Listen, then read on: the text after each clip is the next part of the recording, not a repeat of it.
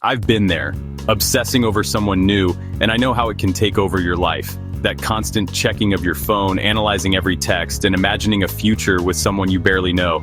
It's exhausting, right? What I've learned is that this obsession isn't just draining, it can actually push away the very person you're so interested in. Today, I want to share with you how we can break free from this cycle and start enjoying the early stages of dating again. You know what? When we meet someone new and exciting, our brains can go into overdrive. We start creating this perfect image of them, filling in the blanks with our own hopes and desires. It's like we're painting a masterpiece, but we're using colors that might not even exist in reality. This is what psychologists call the halo effect, and it's a sneaky little trick our minds play on us. The halo effect is when we take one great quality about a person, maybe their killer smile or their awesome job, and we use that to assume they're perfect in every other way too. It's like if you taste an amazing appetizer and decide the whole restaurant must be 5-star, without even trying the main course. In dating, this can lead us down a dangerous path of obsession and unrealistic expectations. Let's talk about how this halo effect messes with our heads in dating. When we're under its spell, we start seeing this person as the answer to all our prayers. Every text feels like poetry, every smile like it's meant just for us.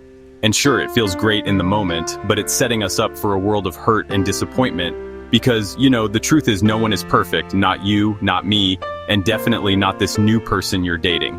When we put someone on such a high pedestal, we're not seeing them for who they really are. We're seeing a fantasy, an idealized version that can never live up to reality. And that's not fair to them or to ourselves. In today's world of dating apps and social media, it's easy to fall into the trap of optimizing for the wrong things. You've probably seen those TikTok trends where people list their must-haves for a partner. The whole trust fund, 6'5" blue eyes deal. But let me tell you, chasing after these superficial traits is like trying to build a house on sand. Instead of maximizing for looks, money, or lifestyle, we need to start satisficing. It's about figuring out what's enough in those areas and then focusing on the whole person. Ask yourself what really matters in a long-term relationship. Is it someone who makes you laugh, who supports your dreams, who challenges you to grow? Those are the things that'll keep you happy long after the initial excitement fades. You know what's one of the biggest killers of potential relationships?